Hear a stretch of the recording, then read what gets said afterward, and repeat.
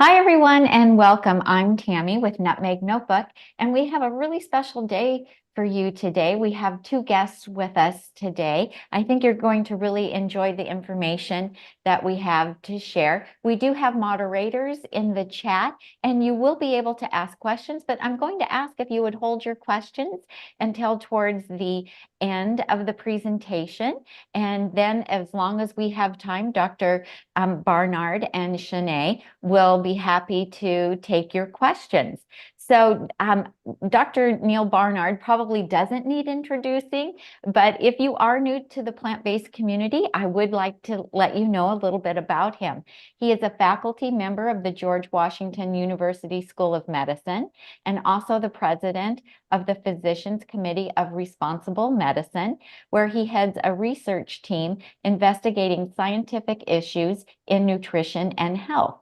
His work revolutionized the dietary approach to type 2 diabetes, and he is now doing the same for weight loss.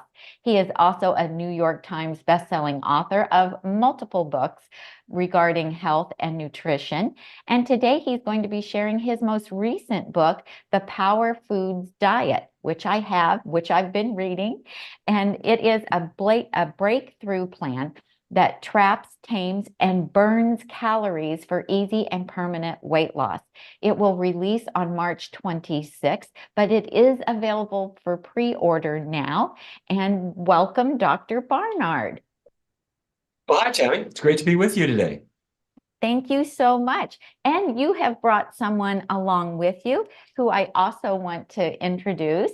This is Shauné Hayes, and she has joined us to share her amazing story. Shauné is going to tell us how she went from dealing with a chronic illness, which was caused by obesity, to transitioning to a whole food plant-based lifestyle. She was so thrilled with her results that she now helps educate others on the power of plants. She is a certified health coach and a certified Food for Life instructor through the Physicians Committee for Responsible Medicine. So welcome, Shauné. Thank you. So great to be here. Well, we're so happy and to have you both as guests, and it's wonderful to be able to share success stories from real people. It's good to see their face and hear their story, and we would love to hear yours. What brought you to the plant-based lifestyle?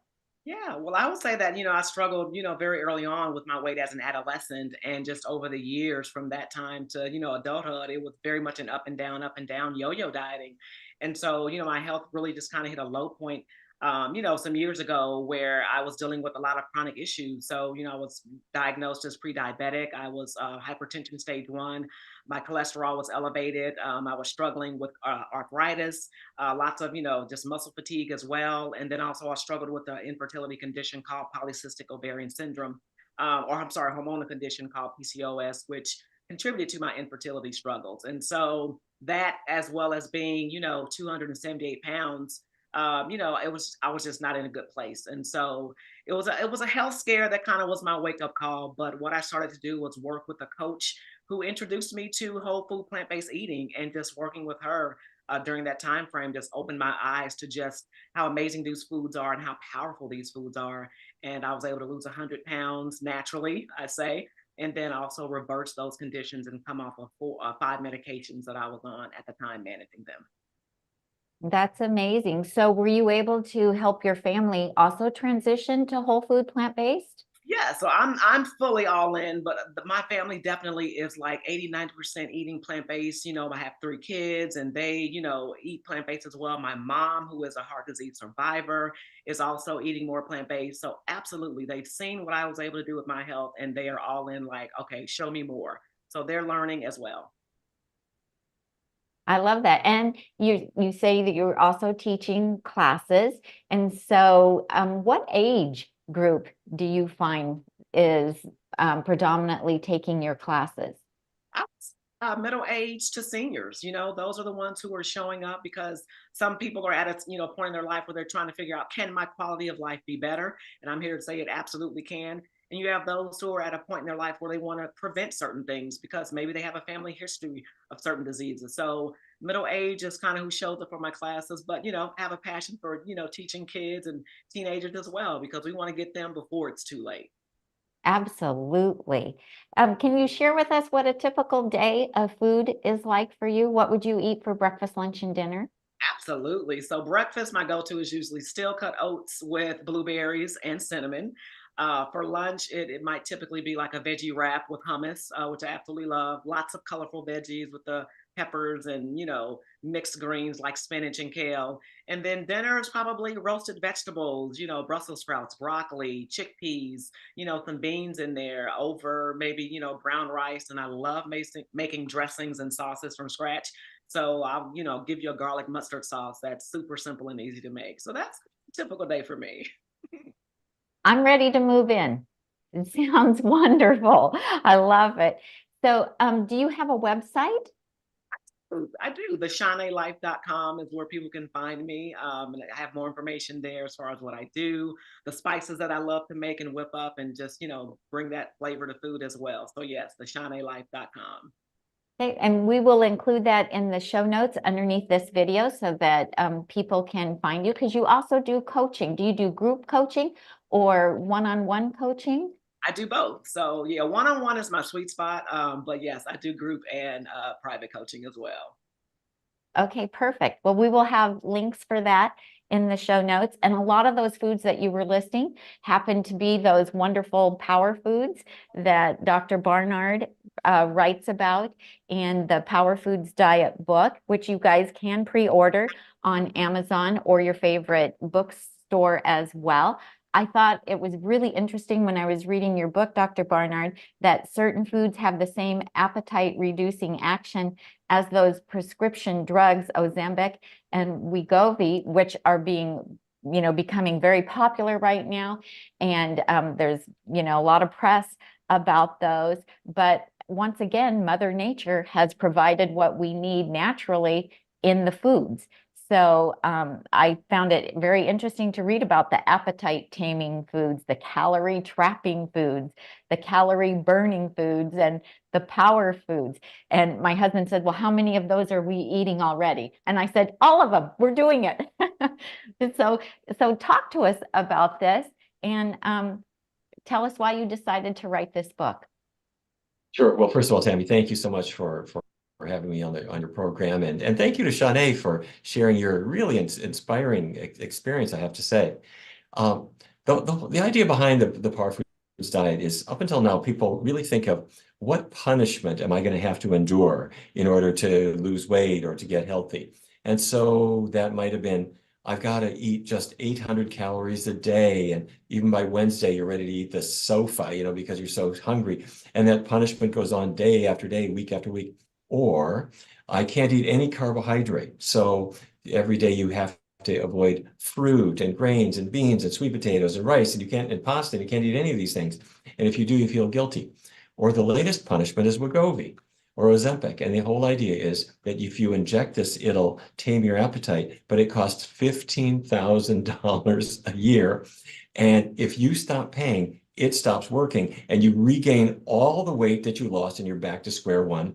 And along the way, you can get nauseated, and you have vomiting, and you could have pancreatitis or other issues. Now, not to say that there may not be a role for all of these approaches, but good heavens, let's make it easy. There are certain foods that will tame your appetite naturally. There are certain foods that trap calories so that you can't absorb them.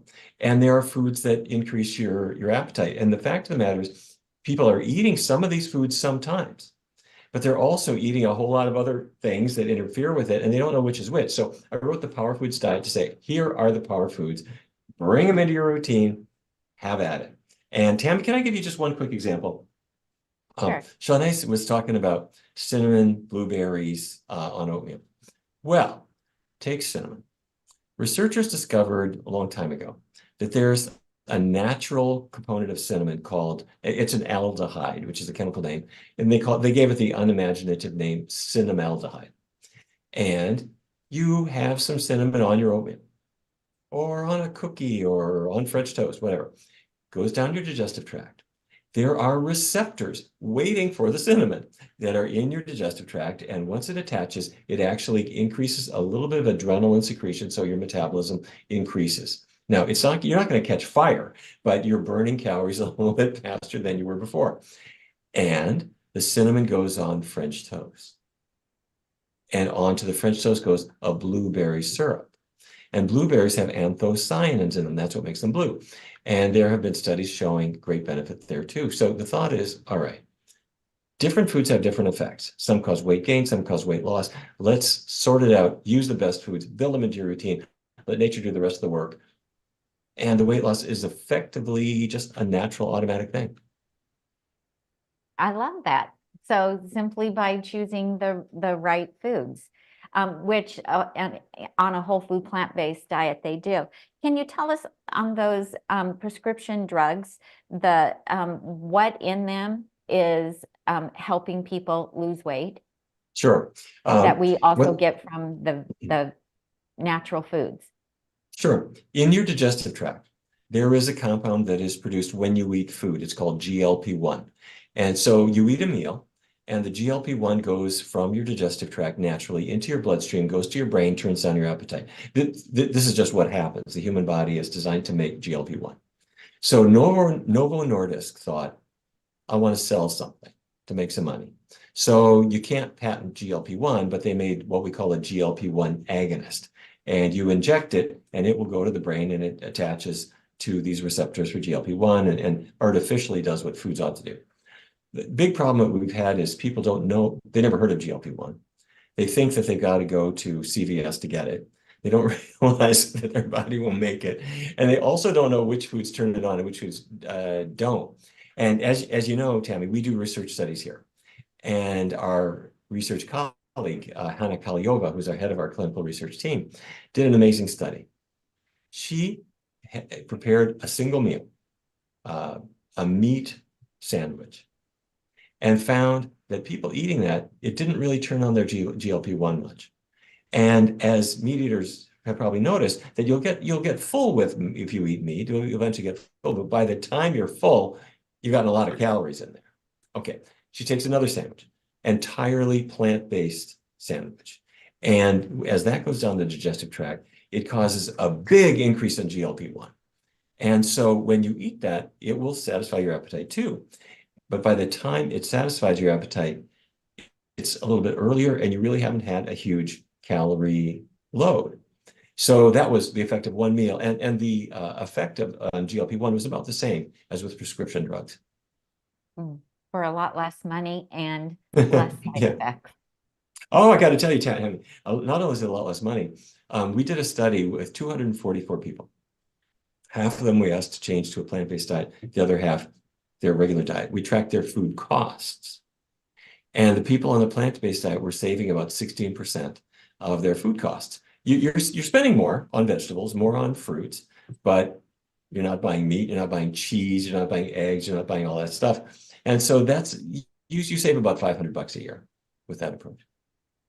Which is amazing because, you know, a lot of times people ask us, how much does it cost you to eat the way that you eat? Because, you know, we do these grocery hauls where we show them what we buy at the grocery store or Costco, and we spend a lot less money than we used to. The cost of meat and dairy products is sky high right now, you know, so we do find ourselves saving a lot of money. What about those calorie burning foods? Yeah, some of these are things that people might have actually experienced in their daily life. You go to your favorite Mexican restaurant and you say, give me that bean burrito, hold the cheese, load it up with jalapenos. And after about 10 minutes, you're feeling like, oh, wow, it's kind of warm in here, isn't it? Jalapeno peppers contain a compound called capsaicins. And the capsaicins, that's what makes them hot. That's what burns a little bit. But it actually does increase your body's release of body heat. In order to do that, your body has to burn calories. And so it actually makes body heat and releases some of the calories. Now, I'm not recommending that you eat hot foods all the time, but this is one example of something that will actually release calories. But maybe to take a little bit more global view of things, researchers at Harvard back in 2015 released what was really a turning point study. They had more than 100,000 participants. They tracked the foods that they were eating as the years went by. And they noticed that some people would increase this food and decrease that food, and they kept track. And it turned out that there were 6 categories of foods that if you ate more of them, you would tend to lose more weight as the years went by. Number 6 was the bean group, beans, peas, lentils. No surprise, their fiber is very filling without much calories. The number 5 was the melon group. Melons, cantaloupes, watermelon. Okay, no surprise. There's a lot of water. There are not a lot of calories. All right. Citrus fruits then came in next, including orange juice. Now, people say juice is bad. You know, maybe not as good as the orange itself, but everything in that group was associated with weight loss too. Then green vegetables. That's number 3. Number 2 was the cruciferous vegetables, which is a special type of green and other vegetables like broccoli, Brussels sprouts, kale. And group number 1, associated with the most weight loss of all, was that humble, tiny, little, meek berry, the blueberry. And the cousins of the blueberry, like raspberries and strawberries and blackberries. And the thing about blueberries is they get that blue color from what are called anthocyanins.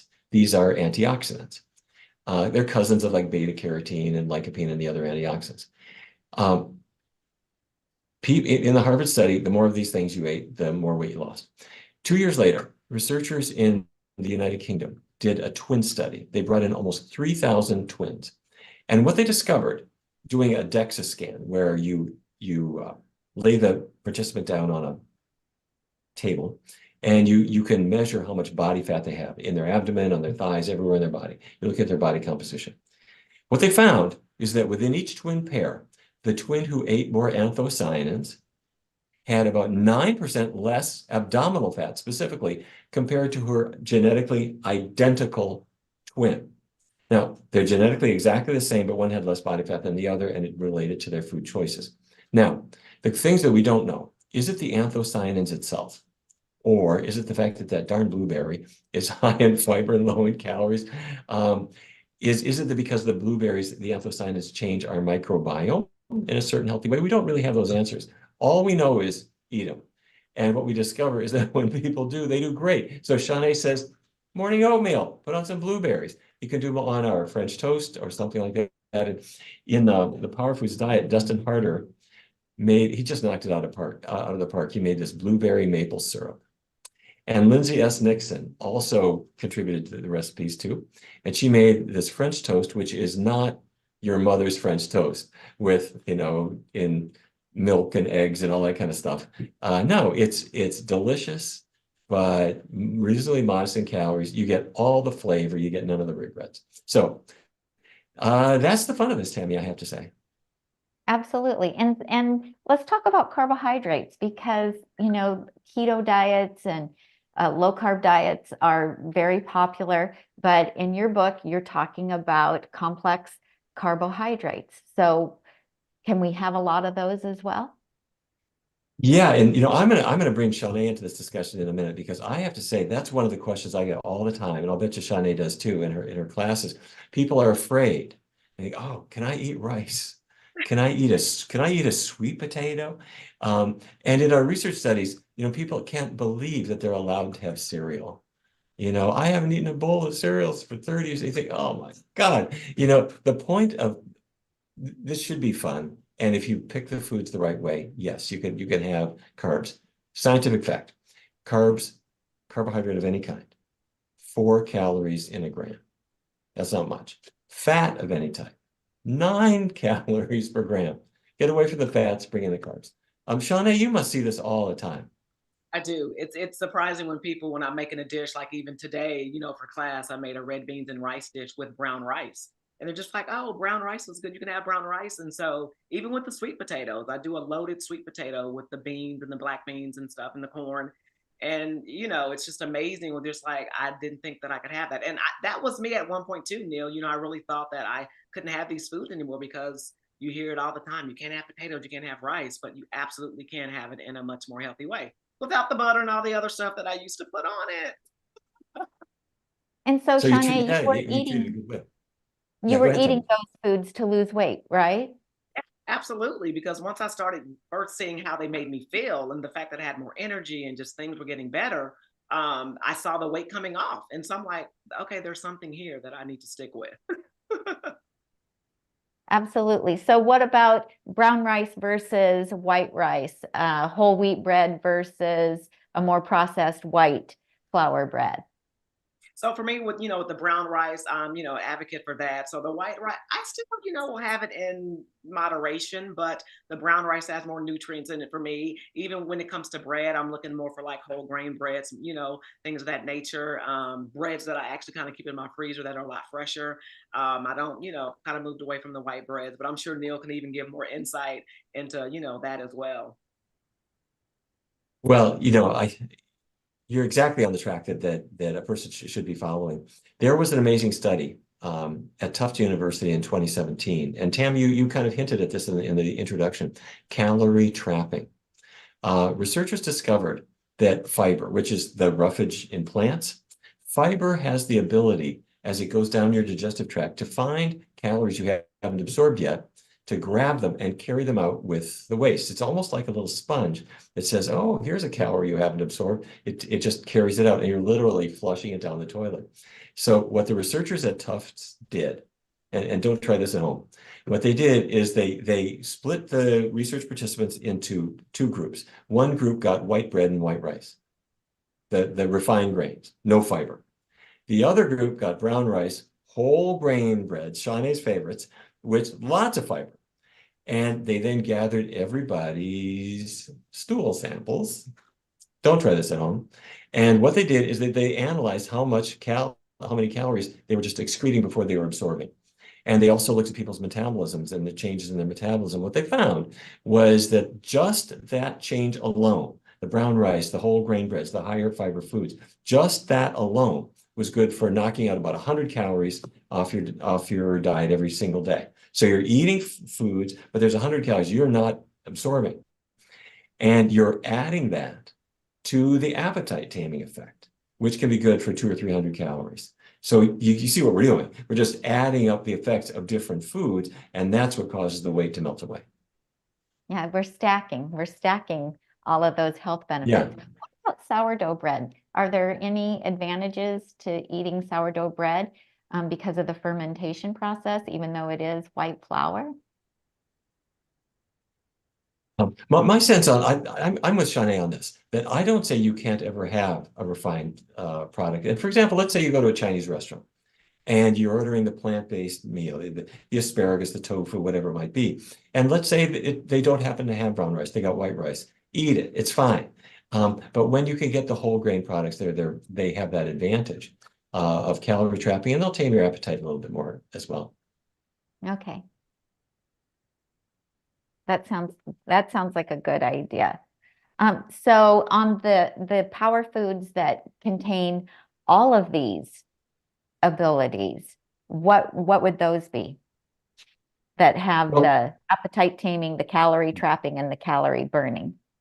you can use different foods for different things, and within the meal, the ingredients will do this for you. For example, let me give you 3 spices and a few other food ideas. Cinnamon, we already talked about. Ginger is a cousin of it. And the hot peppers we talked about. So let's say I'm making my Southwest chili. Okay, I'm not packing it with ground beef and lard. I'm taking advantage of beans and vegetables, and I can put a little zip in there with jalapeno peppers. I'm doing it for taste, but I'm adding the capsaicins into it, which happen to increase the calorie burning. I already mentioned our breakfast of French toast with blueberry syrup, but what if I've got some leftover blueberries and I make blueberry muffins? Wow, blueberry muffins are a recipe for weight gain. If you take them out of the oven and you put a big glob of butter inside, like we used to do when we were kids, you're using the muffin just as a vehicle to escort the fat into your body.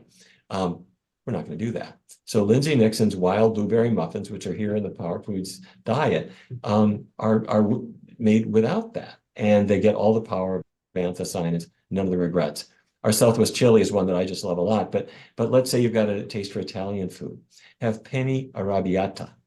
And people have seen that word on the menu. They may not know that arrabbiata is Italian for angry, as in little zip, a little spice. This is not your mom's marinara. This one's got a little attitude. Dustin gave us a penne arrabbiata, which is terrific. And then when you come to dessert, let's say I want to plug in the blueberries. We have a triple berry sorbet, which adds the blueberries to raspberries and strawberries. It looks beautiful, tastes fabulous, and you just know you're doing your body some good because you had that instead of pudding.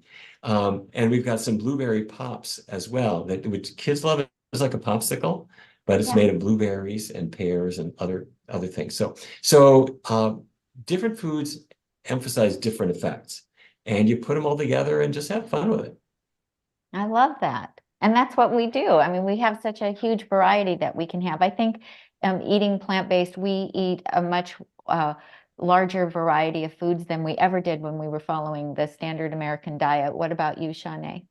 I would absolutely agree. My whole world has been opened up to just so many different foods and ingredients since, living this lifestyle. Absolutely. Yeah. So what about, um, does this plan work for everyone? I always hear from people who say, I tried plant-based, but I couldn't lose any weight. Have you ever seen it not work for someone, Dr. Barnard? Well, everybody goofs up here and there. Let's be a little bit forgiving about it. The short answer is yes. If you put the right fuel in your car, your car is gonna go. It's gonna work fine. And if you put diesel in when it takes unleaded, it's not gonna go so great. So the right fuel always works.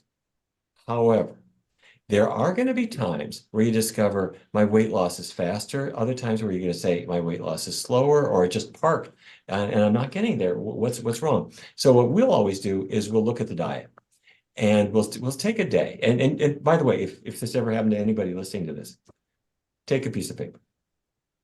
If you're feeling stuck, write down everything that you ate and see if there were things you could do to tune up the power foods, or if there was some bad stuff in there that got in your way, and that'll usually give you the answer. And when I say that people are going to goof up, you're at your grandma's house, and she made her favorite cookies, and they are loaded with butter and chocolate and everything, and you couldn't resist. I mean, you want to be nice, so you had a taste to make her feel good, and you kind of got captured. And you ate the whole thing, and these things happen. This is real life. But you just kind of back out of these things. In the Power Foods diet, we talk about real life and how to deal with these things, and how we can do kind of what Shauné was doing, which is you're helping yourself. You put on your own oxygen mask first, but then you're going to help who's next to you, to help them to get onto a better path too. And I got to say, that's what I just love about this. I love what Shauné has done. If we're taking Wegovy, you're not going to share your injections, I hope. If you're taking diet pills, you're not going to hand those prescriptions around to everybody around you. But if you made my carrot cake, everybody can have it. And they're going to say, what is in here? This is delicious. And the reason this is not just fun, but important is if we do nothing, the next generation follows in our footsteps. They learn their tastes from us, and they learn the role of food from us, and they get the same things that threaten our health. And things are not easy for the next generation. By the time kids are getting their high school diplomas, they have the issues that Shauné was talking about. And their doctors often don't know what to say, or they'll say, well, this is genetic, your parents had it, you're going to have it, da, da, da, da. Well, maybe. But sometimes if we change the channel a little bit, I'm talking about regarding our food choices, you can give the biggest gift to your kids. You can give that same gift to your parents, to your spouse, to your partners. They'll have issues. There'll be things that'll confuse them. But we're in this exploration together, and it's the most loving thing you can do. Absolutely. I totally agree with you. I'm very happy that our adult children decided to adopt this lifestyle, and our 3 grandchildren are also whole food, plant-based from birth. Yeah, it is a gift that we can pass on. What about some people might be taking some kinds of medications that might be preventing them from being able to lose weight? I found it interesting when I was reading in your book about statins and the role they play. Can you address that? Doesn't that just blow you away? Statins are cholesterol lowering drugs, and they work. I mean, they lower your cholesterol. However, they do have some side effects, and the first side effects were liver issues and muscle pains and that kind of thing. But along the line, we discovered that people who take statins to lower their cholesterol tend to have a higher appetite, and they tend to gain more weight as time goes on. They have a higher risk of diabetes and higher risk of other problems. There's some risk of memory issues. Now, don't get me wrong. Statins can be life-saving as well, but about 90% of people taking a statin do not need them. What I mean is they wouldn't need them if they were following Shauné's diet, Tami, your diet, that kind of thing. Because it's a relatively simple thing. There are foods that have cholesterol and foods that cause your body to make more cholesterol. If you stop eating those things, your cholesterol tends to fall. And there are a number of other foods or other medications that can interfere with weight loss. And when we get on a better path, we can reduce our medication use, which is really great. One of the real granddaddies is diabetes. Insulin and the anti-diabetes medications often cause weight gain. And people with diabetes do really, really well with this approach. Absolutely. And what's amazing is it's the same diet and lifestyle choices that improve heart disease, the diabetes, our cholesterol, our weight. It's all about eating whole plant foods for all of it.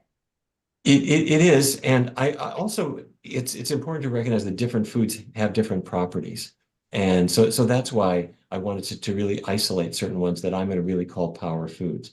For example, I can go to a vegan potluck and somebody will bring avocado toast. Now, avocados are delicious and they're a whole plant food. But I got to tell you, if you tuck into a few too many avocados, your weight loss is going to be really tough. Same thing with a coconut. A coconut is natural, but somehow Mother Nature got this idea to pack a whole lot of fat inside that coconut, and it comes out in the coconut milk. If you really want to see a frightening experience, go to the aisle in your store that has the plant milks. And soy milk, oat milk, rice milk, almond milk, hemp milk, you'll see pretty low in fat. Then turn around and read the label on the coconut milk. Whoa, it's got a huge amount of fat and it's almost all saturated fat, the really bad one. So my point is here that yes, whole foods are great. Plant foods are obviously the best. Within that, there are some that are better than others. And we want to make those choices and take advantage of the real power. So when we're talking then about the higher calorie density foods like avocado, what about nuts? How do you think those play into the weight loss story? Yeah, I'll tell you what I think, but I would love to hear what Shauné thinks as well. Nuts, I think nuts have a little bit more that they can brag about compared to some other foods. Nuts do contain vitamin E. And vitamin E is a great thing. Nuts and seeds have it. The problem is, well, there's two problems. One is nuts are completely addicting, especially when they salt them and they roast them and they put that smokehouse flavoring. You can eat the whole package. And that's the problem because, Mother Nature didn't do that with nuts. Mother Nature put the nut up in a tree and put it in this little hard shell. And so you couldn't have a huge amount of nuts, Nowadays, they're all shelled, they're all salted, and they can become a really fattening snack. So I personally don't like to ban nuts entirely for everybody forever. However, I would say that if you're on a journey right now to knock off weight, you might set them aside for now. Or if you've got diabetes, you're trying to reverse it, just set them aside. And then the nuts and the nut butters. You never say never for the future, but for right now, they have so much fat in them that it's not really going to do you a lot of favors right now. Shauné, how do you handle that? Yeah, I mean, I would definitely agree with that. And even when I think back to my own journey and when I was trying to lose weight, those certain plant foods I had to put to the side because they were impeding my progress. I love avocados. I love coconut milk. I love making soups and stews and just the richness that it adds to that. And even with nuts and seeds, I love, again, making the nut butters. But I really had to realize that it was impeding my progress. So I totally agree with that. I had to put them to the side, and I haven't brought them back yet. Occasionally, sometimes I'll use a light coconut milk, but again, you got to really think about what it is you're trying to achieve, and maybe just for now, putting it to the side. So yeah. So for me, and even when I'm working with people, I may suggest if you just want to have nuts, let's think about what a handful really looks like, Yeah. and really just being mindful of the serving size and all of that. Shaun, I think that's a really cool thing. A handful is maybe about maybe an ounce or Yeah. something like that. And one other thing that I'll sometimes do is let's say you've succeeded at your weight loss, your diabetes is dramatically better or it's gone. You decide, okay, now maybe I'll have just a little bit of nuts. Maybe that small handful is about the right amount, but by the time it hits your fingers, it's not a small handful anymore. And don't eat them, but crumble them up and use it as a flavoring on your oatmeal or your cereal or your pancakes or something like that, rather than have the nut be the main ingredient, the main food that you're using. So that's maybe one way to contain it. But let's say a person is really saying, no, I want to reverse my diabetes. I want to knock off some weight. Just, you might set the nuts aside for right now. Good advice. So, we used to think a calorie is a calorie is a calorie. But what you're teaching us in the Power Foods book is that all foods are not created equal, and all calories are not necessarily equal. A lot of people ask us how many calories a day we eat, and do we weigh and measure our food, and we don't. And I'm curious about you, Shauné, when you were in the weight loss phase, did you weigh and measure your food? Did you count calories? How did you do it? I did not. That was the beauty of, this plan and just finally, feeling free. Like I didn't have to do that because of what I was eating. So no, I didn't count calories. I didn't weigh food or any of that. But really just, listen to my body. And when I was hungry, ate full, satiated. Okay, I'm good. So it was a great freedom, I will say. Absolutely. Dr. Barnard, would you like to weigh in on that? We don't have to measure how much oxygen we breathe in or how much carbon dioxide we're putting out. Your natural homeostatic mechanisms will regulate that for you. And you don't necessarily have to measure how much water am I drinking, because your natural homeostatic mechanisms cover that too. And the same should be true with food. So let's say a person's gaining weight. That means they're not in normal homeostasis. They're taking in more calories than their body can use. And their body's saying, what's going on here? Where can I can't put this stuff anywhere. I've got to put it in fat depot for the future. So you're not in the correct balance. But if we're eating the foods our bodies are designed for, there's no reason to count anything. And that is such a gift. People hurt themselves with diets. I mean, they just struggle, and apart from just all the work that people are doing, the punishing ways that we regard ourselves. And you can see how this would happen. I turned on the TV. Here's a person doing the South Beach diet. Don't they look great? They're succeeding. I try it, and this is a slog, and I'm not really getting there. And there's something wrong with me. And then I look in a magazine. Here's a person who went on a keto diet and lost all this weight. Isn't that great? Doesn't she look great? What's wrong with me? I tried it. I didn't like it. I couldn't stick with it. There's something wrong with me. And we memorize that. And we start to think, I'm not going to be a good family member. I'm not going to be a good parent. I'm not a good employee because I don't have the willpower that others have. And this is destructive, and it's a lie. And we need to take that idea and throw it out and say, there is nothing wrong with you at all. There's a lot wrong with the foods that are in our culture. There's a lot of upstream foods that are coming our way that we learn to eat, that we learn to like. That's where the problem was. And when we can stand aside from that and embrace the foods that love us back, then we can learn to undo all that negativity and start to feel good about ourselves and the things that we can do. Absolutely. I couldn't agree with you more. I used to try to buy into the theory that I could eat everything that I wanted to eat in moderation, but those highly processed, high calorie density foods are very difficult to eat in moderation, and they're not truly satisfying, and they're certainly not healthy. I would like to know about soy products. Shauné, do you include tofu, edamame, soy milk in your food plan? I do. I do. I include all of those things that you listed, and I enjoy them with tofu. I love to roast it with soy milk. Sometimes, if I'm making like a cornbread, I made a cornbread today, a vegan cornbread. I use soy milk for that.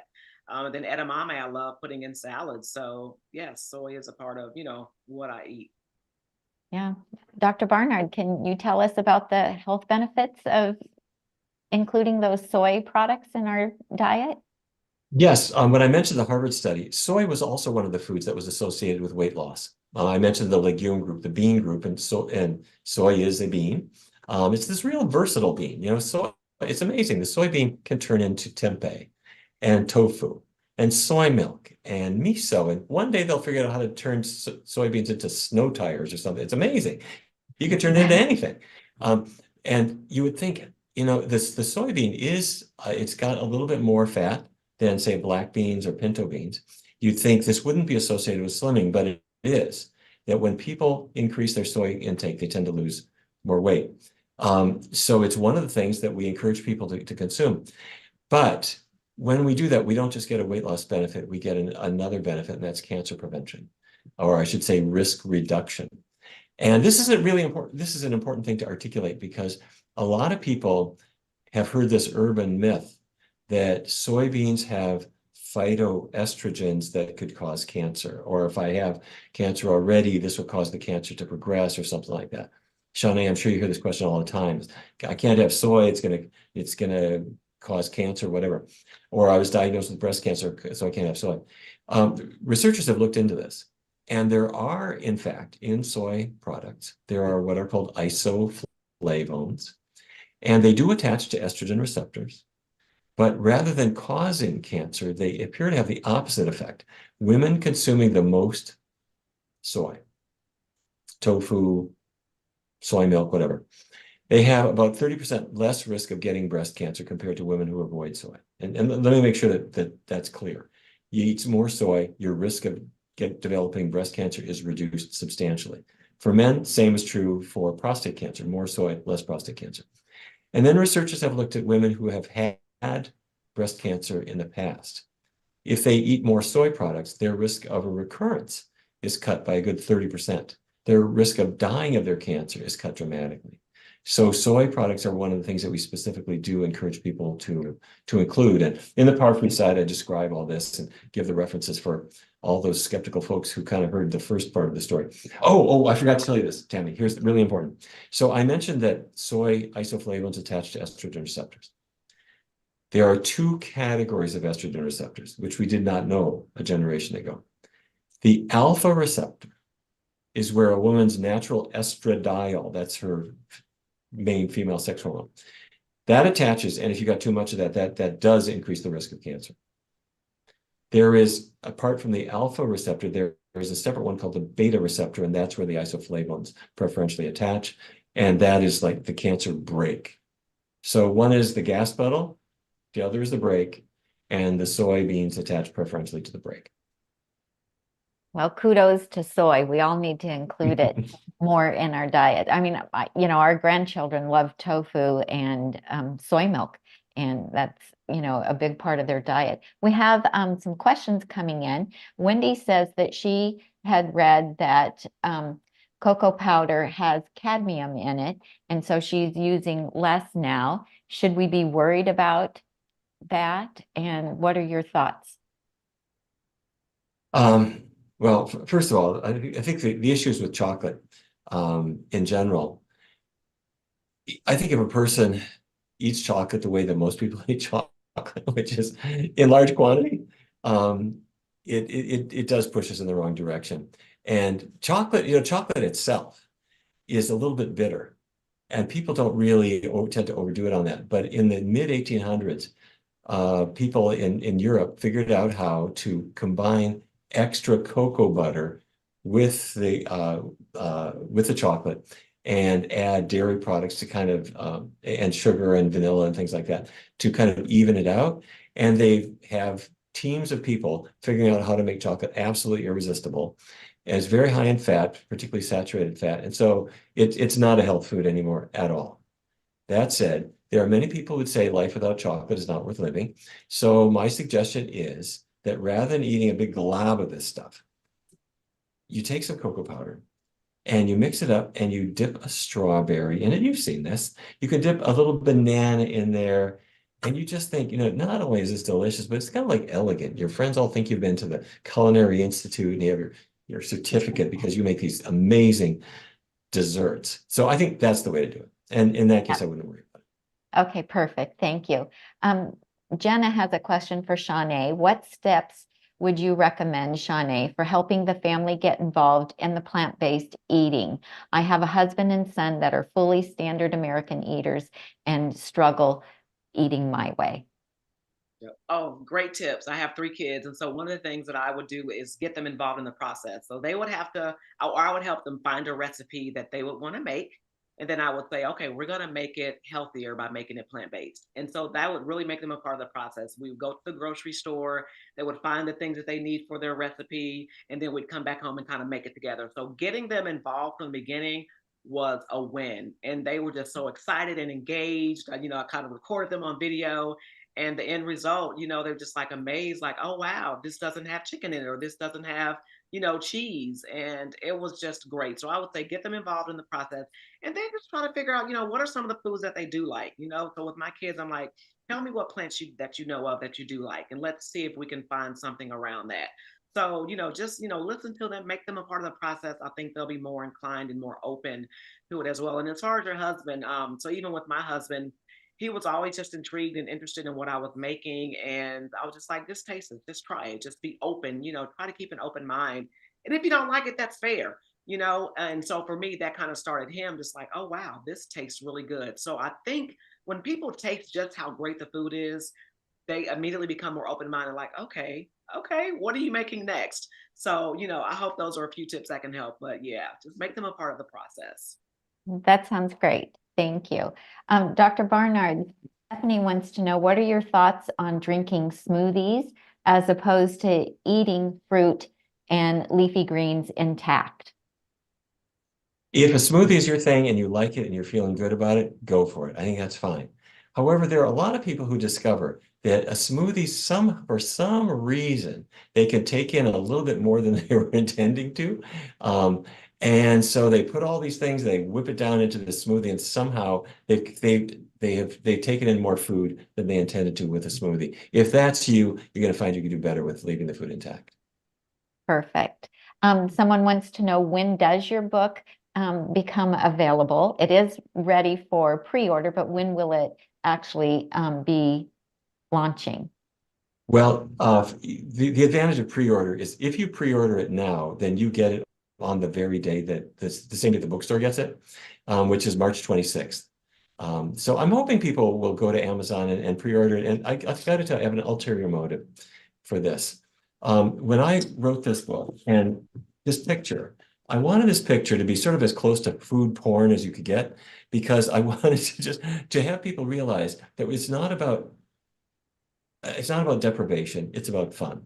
Because if we make it fun, then people will say, this is something that I don't have to feel bad about. I can feel great about this, and I can share it with my family and my friends, and I can share it with my kids. Because my hope is that instead of us lamenting that we're losing ground, that year after year we're doing worse, that our kids are in worse shape, I want us to turn up the fun on this, and to say, these foods are great, these are fun, these are cool desserts. My kids can help me in the kitchen. And if we use this, not just how can I solve my own weight problem, but how can I solve the problems for those I love?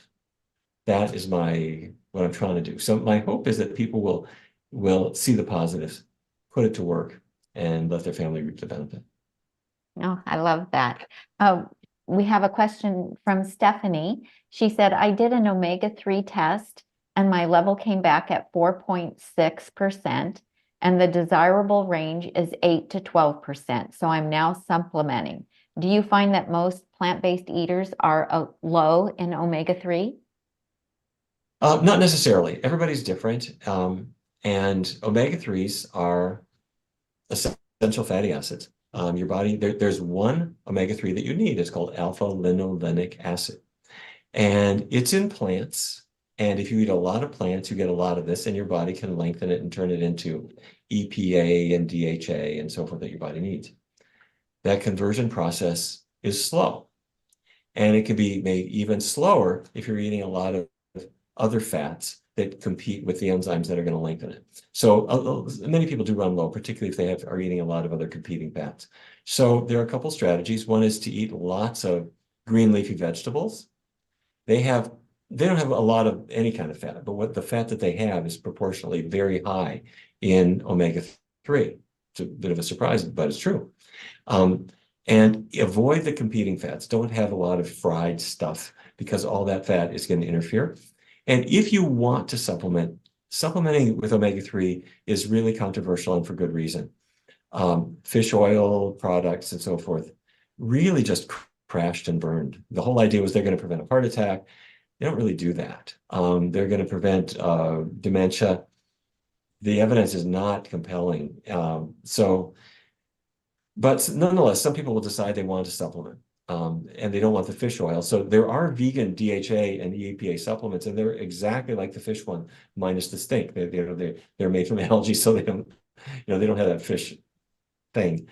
But along the lines, people have become concerned that when people are supplementing with a lot of fish oil, or tend to have high levels of omega-3, there's higher risk of prostate cancer in these men.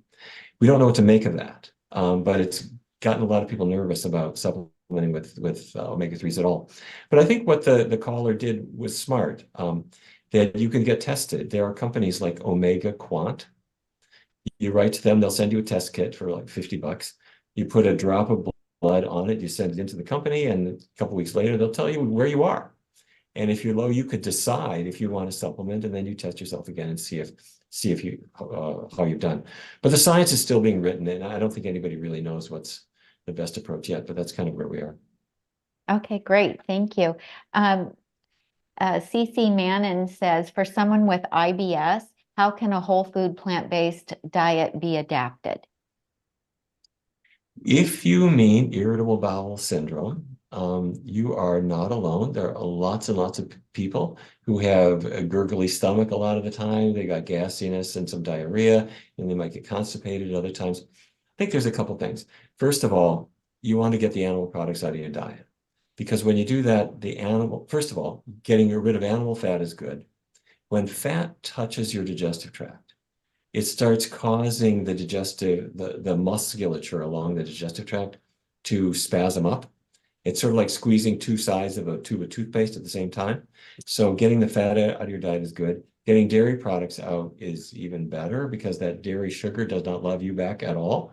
For a lot of people, they have lactose intolerance symptoms. That's not a disease, that's normal, and that's nature's way of saying, get weaned already, you don't need dairy. If you're having beans, cook them. There should be no al dente beans. If your beans are like little rocks coming out of a can, you need to cook them, and cook them till they're soft. Cruciferous vegetables, cook them till they're soft too. You don't want to do it because you want them on your crudité tray, the cauliflower and the broccoli kind of like crunchy. Yeah, that's fine, but you may not be able to digest it very well. So if that's you, cook them. Have lots of rice, grains. It's going to be really nice for your digestive tract. And if your symptoms just continue and continue and continue, you might want to go ahead and see your gastroenterologist, who can test you for a condition called small intestinal bacterial overgrowth, or SIBO, where they do a test and they say, I don't care what you eat, you've got bacteria overgrowing in your small intestine, and the answer is an antibiotic. They give you the antibiotics and you suddenly feel good. So there you have it. Perfect. Thank you. One last question. I know that you need to go, Dr. Barnard. And Rose asks, what are your thoughts on diabetics eating soy? I was told by my physician not to eat soy because it would negatively impact my A1C. Well, I would suggest a second opinion, because diabetes is not caused by eating sugar and things like that. It's caused by the buildup of fat inside muscle and liver cells, making those cells insulin resistant. When a person adopts a plant-based diet, there's no animal fat left. And so the fat in the muscle and liver cells starts to dissipate, and that cell becomes insulin sensitive. Soy products are part of the solution to that. because they're replacing the meat in a really healthy way, and it won't increase your A1C. In our diabetes work for NIH, we found that the average person on a low-fat plant-based diet dropped their A1C by well over a point, which is huge. On a conventional diet, A1C dropped about 0.4. On a low-fat vegan diet, it dropped threefold more. So it's really the treatment of choice. Okay, perfect. Great Thank question. you so much.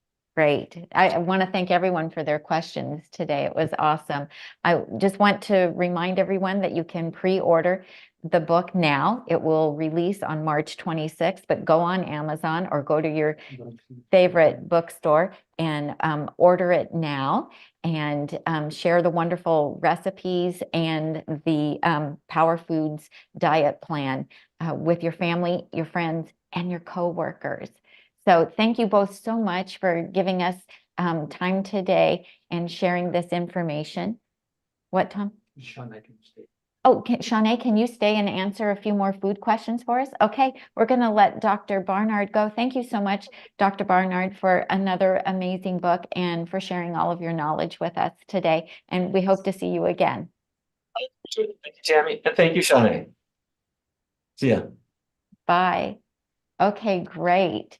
So more questions are popping in. So we'll see. Shauné, when you were first going plant-based and you were cooking for your family, did you take some of your family favorite recipes and convert them to whole food plant-based? And if you did that, was your family receptive to doing that? So I did convert recipes, but one of the things that also helped, and I see where some of the like, you know, Beyond Burger, those types of things were kind of transition foods. And so, I think there's a place for them. And if you're someone trying to move away from eating so many animal products, but for me, those kind of were transition foods. We're just like, still giving my family the, somewhat of the taste, if they have like sausage in the morning, or even when I, would make a dish and like with the red beans and rice, put a little bit of the Italian sausage, vegan Italian sausage in there, it would still give them that flavor, that kick that they, would get with the animal-based product, but it was helping them to transition away from that. So, that was very useful, for us in the beginning. And so now it's just a matter of, I don't reach for the processed vegan foods a lot. I don't do a lot of, the convenient foods just because, if you really look at them closely, but I feel like they can definitely be a part of the lifestyle in a way that still, makes it healthy. Oh, absolutely. And I know that Dr. Barnard says that those can be really good too as transitional foods. And my husband, Tom, did use those in the beginning because he just wasn't ready to make a complete switch. So it was still something similar, but it was healthier, not the healthiest, but things are kind of in categories of, good, better, and best.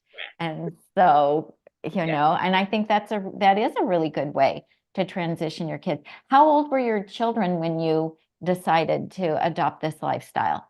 The twins were only like 6 or 7, and then Okay. my daughter was 10. So, they were younger. And so again, with them, because they had been so used to eating, everything else, it was just trying to make them a part of the process early on so they wouldn't, they would be more willing and open, to trying some of the foods. Because we know how kids can be. They can be very particular. Right. Wendy wants to know, when you're working with individuals, how do you do that? And especially like if somebody doesn't live in the same area with you, can you share a little bit about that? Absolutely. So most of my coaching clients are virtual. So yeah, we just hop on Zoom, much like we are here today, and we do coaching sessions. There are things that I kind of put in place in terms of like just like a health assessment, just to kind of see where they are. Just hopping on the phone and just talking. Email is a part of the process in terms of sending them resources and things of that nature. So it's very much it's very doable. Part of my services, I do include like cooking classes so that they can see how I do something, or they might cook along with me. So it's very much tailored and structured in a way that hopefully supports them and with the goals that they're trying to reach. Nice. And then your PCRM classes that you do, are you doing those virtually as well? Yeah, most of those I do virtually. I have done some here locally in person, but virtual, you can just reach so many more people, right? And so it's working out. So yes, those are done virtually as well. I think that was one good thing that came out of the pandemic is that we realized that we could reach more people by using the new technology, using Zoom and um, doing things online. It just makes it so much easier to Yeah, reach more people. definitely. Okay, let's see. Oh, and we do have Shauné's website link is in the show notes. So underneath the video where it says more, if you click on that, then you can see all the links. We have the link for Dr. Barnard's book and how you can contact Shauné. Are there things that, like, if you're going to cook for people who don't eat like us, like, not our whole family doesn't eat this way. Sometimes we're getting together with friends who don't eat this way. What kind of foods do you make that they're receptive to? Wow, I would say definitely a great salad because everyone loves salad, but not just your plain salad. It has to have some pizzazz, right? So one of my favorites Right. is kale and blackberries and roasted butternut squash, pumpkin seeds. Put a little bit of the sugar-free, craisins in there, things that they can relate to, and then the color it's so beautiful. They're just like, oh wow, let me taste that. So I'm really big on making the food like eye pleasant, and so when they see it and just like, oh, that looks amazing, I want to try that. So salads are always great. I'm a huge fan of roasting vegetables, like just roasting so many vegetables. Love making salad dressings from scratch. And so they're really surprised when they taste those as well. And then, like put together with the roasted vegetables, Buddha bowls, like you can't really go wrong, with that. And so, and another idea is, I call it a Southwest stuffed sweet potato, right? People love sweet potatoes. And so it's like, well, let's try it a different way without the butter and the brown sugar and all the other things. But those are just some of the things that people see the dishes, they recognize it. So I'm not going to bring seitan to a first thing if I'm, you know what I mean? Because they're just like, what is that? It's like food that they've had before, but I'm gonna show them how to have it in a healthier way. Absolutely. Yeah, you don't want to totally shock them. And I Right. think if you don't make as big of a deal out of it being whole food plant-based, you know, then they don't start to get that mental block immediately that they're not going to like it, I you agree. know. I agree. I won't even I tell them. I won't even say this is vegan or whole food plant based. Just try it. Right. I say good food is good food. Ours just happens to also be healthy. Jesse wants to know, how did you get connected with PCRM and Dr. Barnard? I was, gosh, I came across another Food for Life instructor and I signed up for one of her classes. And I had just completed my certification to be a health coach, but I was still trying to figure out a way how to add my love for cooking into what I do as a coach. And I came across her class, signed up, attended, and I was like, oh my gosh, I need to know more about this program. And so from that class, I started researching Food for Life and PCRM, and the rest is history. Yeah. Yeah, that's awesome. Chris would like to know, do you roast vegetables in the air fryer or how do you do them? Oven. So I do have an air fryer sitting right there on my counter, but I do roast them in the oven. And yeah, it works. So anything from mushrooms, Brussels sprouts, broccoli, chickpeas, like everything. So do you use a little bit of vegetable broth or what do you use to keep them from getting dry since we're not using oil? Yes, so vegetable broth, and then also one of the things I discovered is aquafaba, which is the liquid in the can of chickpeas. I would sometimes just really massage the vegetables in that too, with a little bit of the broth as well, and roast it that way, so it keeps it from drying out.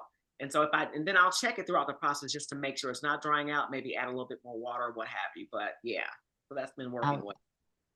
I love that. I mean, it can easily be done and it can be delicious, but sign up and take one of her PCRM cooking classes and learn how to do it. When you're doing those cooking classes, are people cooking along with you or do they get the recipes in advance so they can cook with you, or are they watching, observing and learning and then getting the recipes? I've done all three. Okay. Of being virtual. I've had a cook along session where they're making it with me. I've sent them the recipes in advance. They watch while I'm cooking, but I have done all three that you suggested. So it's possible. Okay, fantastic. Let's see. Wendy says she loves aquafaba and she freezes it and she also uses it in salad dressing. Yes, genius. I have done that as well. So absolutely. I call it magic gold because it's so many uses for it. So yeah, don't throw it away. Tell people don't Yeah. throw it So do you make your own, cook your own chickpeas and save the aquafaba, or do you use it from the canned chickpeas? Yep, I've done both as well. So Both. if I'm using canned just for convenience and ease, then I'll definitely save that too. Hey, Jesse would like to know, what appliances do you consider to be most important, especially for families with kids? So definitely air fryer. I love my blender because I make ice cream for my kids. I call it nice cream, which I'm sure we familiar with frozen bananas. Or even today, I made a vanilla strawberry sorbet with just frozen strawberries. Added some vanilla extract, almond extract. So I love my blender. And then because I love soups and stews, I have an immersion blender just because I want to add some thickness, sometimes to what I'm making. So that's appliance that I use often as well. And then yeah, so those are, I would say, my go-to. And a good chef knife. I can't, I know it's not a tool, but you can't underestimate a good cutting knife for chopping and Absolutely. With all the fruits and vegetables that we're exactly. using, you Yes. just have to. So what do you do if you have someone that you're coaching who doesn't like to cook? What do you Yeah. do with that? Yeah. How can somebody do this without cooking? They can, but I will say my goal when I'm working with my clients is to try to get them in the kitchen. So maybe it's not every day, but it's a way that I try to ease it in there. So if they're just opposed to it, then we're looking at, okay, well, how do you typically get your meals? Do you do, some of the food services where they deliver the meals? Or if you're going to eat out, what are the restaurants that we're going to consider and what are the things that we can look at on the menu that are going to support you in your goals? So there's a way around it, but I will be honest in that my goal is to try to get them back in the kitchen some. Okay. What kind of pans do you use? Wendy says, I'm not using iron skillets now because my ferritin is too high. So what kind of pans do you suggest using? I have had great success with just, quality stainless steel pans, if I'm honest. Like All Clad is one of my favorite brands. And so I have a couple of their pans. But I've been lucky with that. I did have a cast iron skillet, so I can, understand what she's saying as far as not using that often. And I don't use it often. But yeah, the stainless steel pans have worked out. And they last forever. Last forever.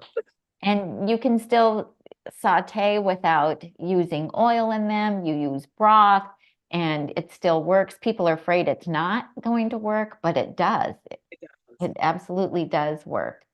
Let's see. I'm just scanning to see if there's any more. Yeah, people are going, yes, stainless steel. That works good. You're 50 years old? Yeah, we have a set that's 50 years old. Oh, I I love know. We've just, had to replace a couple handles is it. all. But otherwise it just works so good.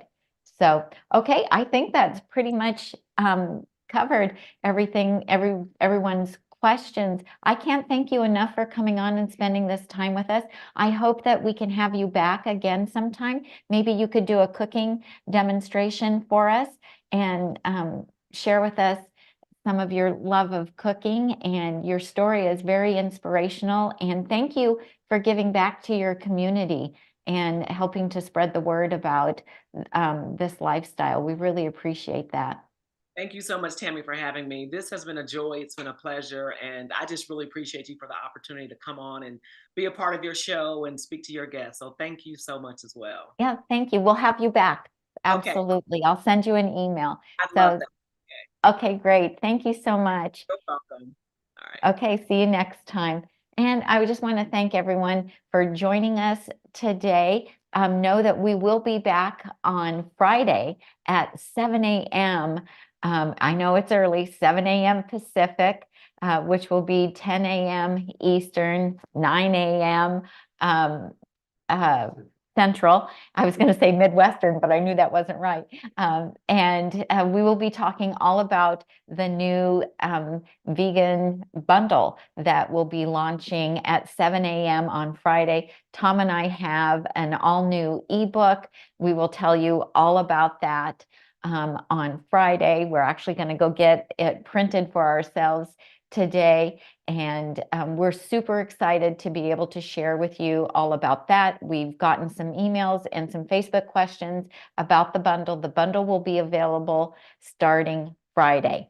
And as you know, it's only for a short time. So tune in on Friday, 7 a.m. with us for all of the details about that. And yep, and I want to thank Jesse for being here and moderating, and Gina. Thank you so much for keeping things going in the chat. And thank you, everyone, for joining us today and asking such wonderful questions. Is there another question, Tom? Wendy's asking about, will there be an email for Friday? Absolutely. Yeah, Tom will send out a reminder email Friday. We will be going live, so all you really have to do is come to the YouTube channel, Nutmeg Notebook. But if you subscribe to Nutmeg Notebook, and if you tap that bell, that gets you notifications when we go live. So if you do forget that we're going live, but you tapped on that bell and are a subscriber to our YouTube channel, then you will get a notification from YouTube that we have gone live. So to our website subscribers. Yes, and then if you're subscribed to our website, if you go to nutmegnotebook.com and subscribe, which is free, all you do is plug in your email, then you will get our email, because that will go out to all of the subscribers with our link. And that is how we tell you about different things that we know about that are going on in the plant-based community, or any special offers that are cropping up from any of the vendors that whose products we love. So Gina says, thanks, Tami and Tom. And yeah, and give us a thumbs up. That really helps our ratings here on YouTube as well. And if you enjoyed this video, feel free to share it on Facebook or in your Facebook groups as well. And make sure you get the Power Foods Diet Cookbook. The recipes do look really amazing in it. I think I've read this. I think that this is a really good book to recommend to anyone who is thinking about starting dipping their toes in to a whole food plant-based lifestyle, because it's easy, the recipes are easy, and it's just a good amount of information without being overwhelming. All right, that's it. I'm Tami, and he's Tom, and we help you get healthy and stay healthy, one meal at a time. Thanks for joining us, and we'll see you Friday.